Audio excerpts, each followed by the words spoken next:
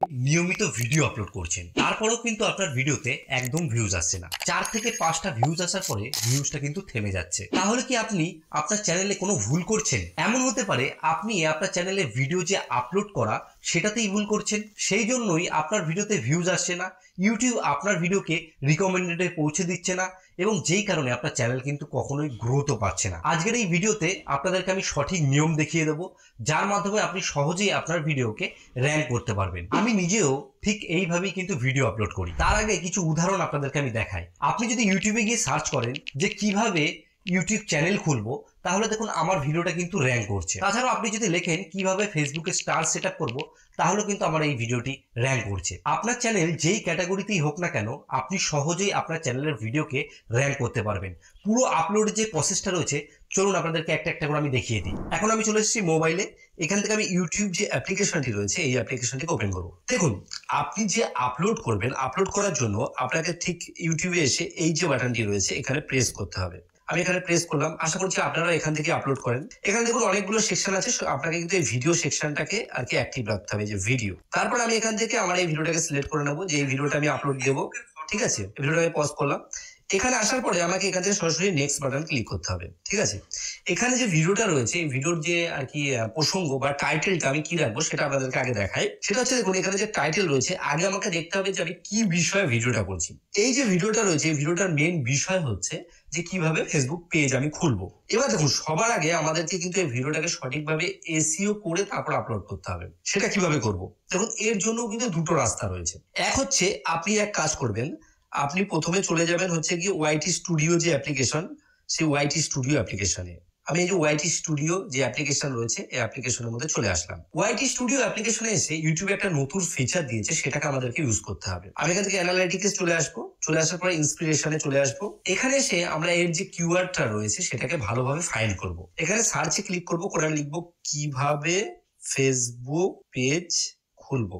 এটা লিখে আমি সার্চ করব। দেখুন, এখানে আমার যে মেন কিওয়ার্ড সেগুলো দেখাচ্ছে, যে ইউটিউবে এই কিওয়ার্ড গুলো দিয়েই কিন্তু সব চ্যানেলগুলো র্যাঙ্ক করে আছে। ফেসবুক অ্যাকাউন্ট কিভাবে পেজ বানাবো বা এরকম টাইপের সব আছে। তো এখানে কিছু ভিডিও র্যাঙ্ক করেছে, সেগুলো কিন্তু আমাদেরকে দেখাচ্ছে।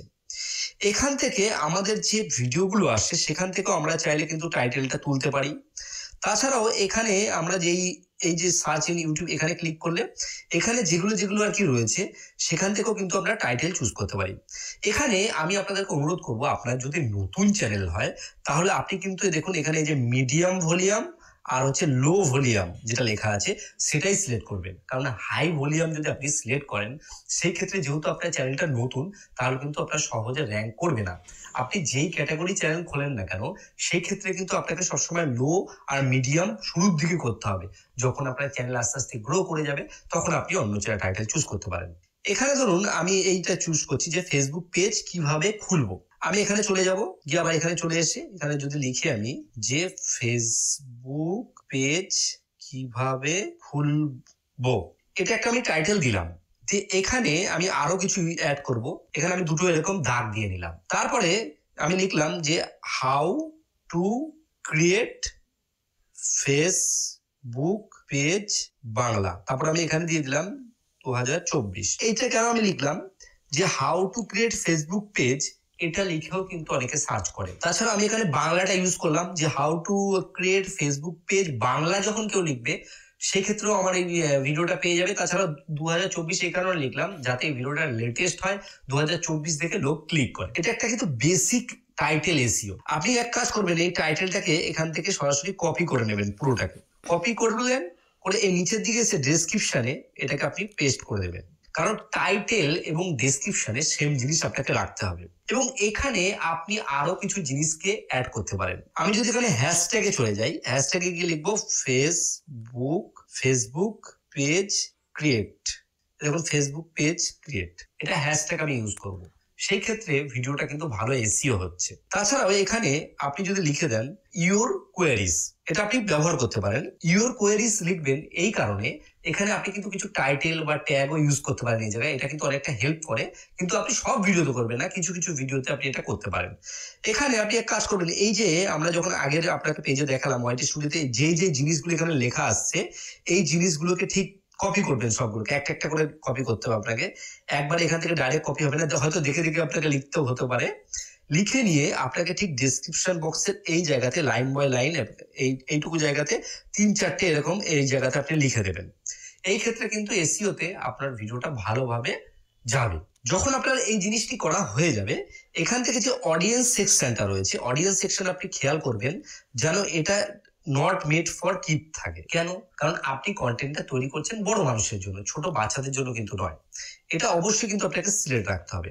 এখানে আমি চলে আসলাম। এইবার দেখুন এখানে আমাদের যে দ্বিতীয় অপশনটা রয়েছে, যেখানে রয়েছে ভিজিবিলিটি, এটাতে আমাদেরকে কিন্তু পাবলিক রাখলে হবে না, এটাকে আনলিস্টেড রাখতে হবে। আনলিস্টেড রাখার পরে আমি এখান থেকে সরাসরি আপলোড যে বাটন রয়েছে, আপলোড বাটনে ক্লিক করব। তো আমি আপলোড ভিডিওতে ক্লিক করে দিলাম।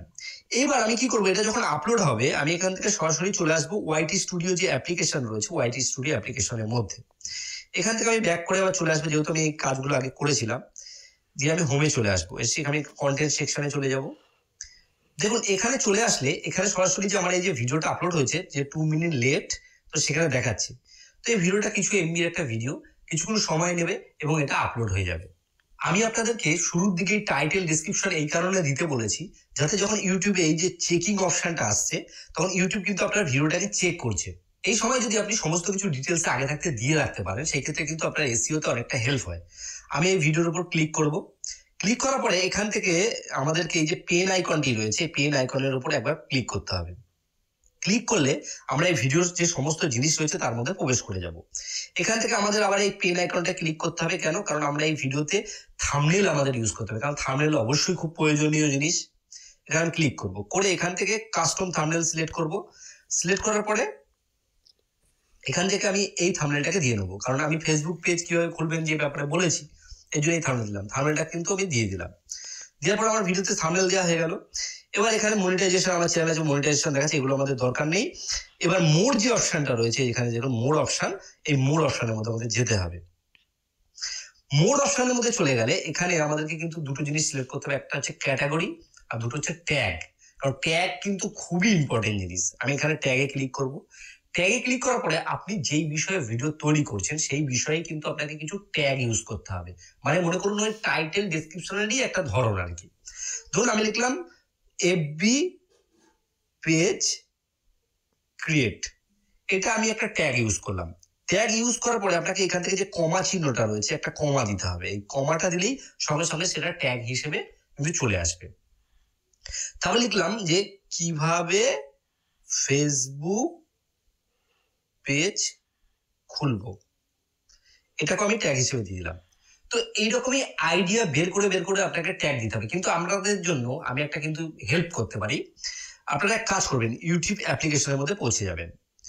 যার পরে ট্যাগ কিভাবে খুঁজবেন দেখুন, আপনি এক কাজ করবেন, এখান থেকে এই অপশানে ক্লিক করবেন।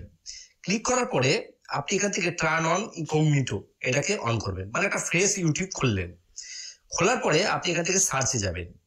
সার্চে গিয়ে লিখবেন যে কিভাবে ফেসবুক পেজ খুলবো।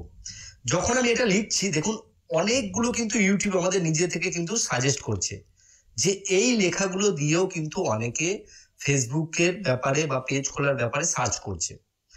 আপনাকে ঠিক এই ট্যাগগুলোই কিন্তু ইউজ করতে হবে।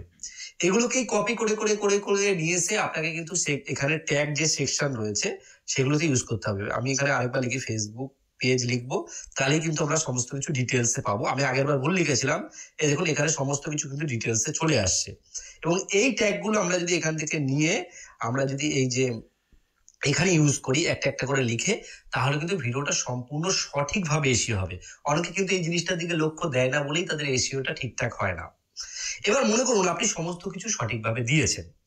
দেওয়ার পরে এইবার আপনাকে ফলো করতে হবে। এখানে দেখুন একটা অপশন রয়েছে যেখানে রয়েছে ক্যাটাগরি। দেখুন ক্যাটাগরি মানে এই ক্যাটাগরি যে অপশন রয়েছে এখানে আমি ক্লিক করব। ক্লিক করে এখান থেকে আপনি যেই ক্যাটাগরির ভিডিও তৈরি করেন সেই ক্যাটাগরি সিলেক্ট করতে, কমেডি করলে কমেডি করতে পারেন, গেমিং করলে গেমিং করতে পারেন, হাউ টু স্টাইল করতে পারেন, যেটা আপনার সাথে এই যে সায়েন্স অ্যান্ড টেকনোলজি যারা টেক ভিডিও করে তারা বেশিরভাগ এটাই করে। আপনি যদি অন্য করেন সেক্ষেত্রে না। আমি এখানে এন্টারটেনমেন্ট রাখছি এই কারণে, কারণ আমার এটা টেক চ্যানেল নয় বলে, এটা একটা ব্লগিং চ্যানেল যার মধ্যে আমি আপনাদেরকে দেখাচ্ছি। তো এই যে সমস্ত কিছু কাজ আপনি যখন কমপ্লিট করবেন, তারপরেই কিন্তু আপনি এখান থেকে এই যে ভিজিবিলিটি যে জায়গাটা রয়েছে সেইখান থেকে গিয়ে ক্লিক করে এখান থেকে এটা পাবলিক করবেন। তারপরে আবার এখানে যে ব্যাক বাটন রয়েছে এর উপরে প্রেস করবেন। এই যে আপনি পাবলিক করলেন, তাহলে কিন্তু সঙ্গে সঙ্গে পাবলিক হয়ে যাবে না। এর জন্য আপনাকে আবার এই যে সেভ যে বাটনটা রয়েছে, সেভ বাটনের উপর একবার প্রেস করতে হবে। আপনি যখন এই সেভ বাটনের উপর প্রেস করবেন, সঙ্গে সঙ্গে এটা কিন্তু ইউটিউবে আপলোড হয়ে যাবে। আপনি যদি সঠিকভাবে এই যে প্রসেসটা আমি দেখালাম, এই প্রসেসটা ফলো করেন, তাহলে কিন্তু সহজেই আপনার ভিউজ আসবে। তাছাড়াও দেখেছি আমি অনেক ইউটিউবারকে আরো কয়েকটি ভুল করে, সেটা হচ্ছে ইউটিউবের যে সেটিংস রয়েছে সেই সেটিংস গুলোকে ঠিকঠাক ভাবে সেট করে না, তার জন্যও কিন্তু ভিউজ নাও আসতে পারে।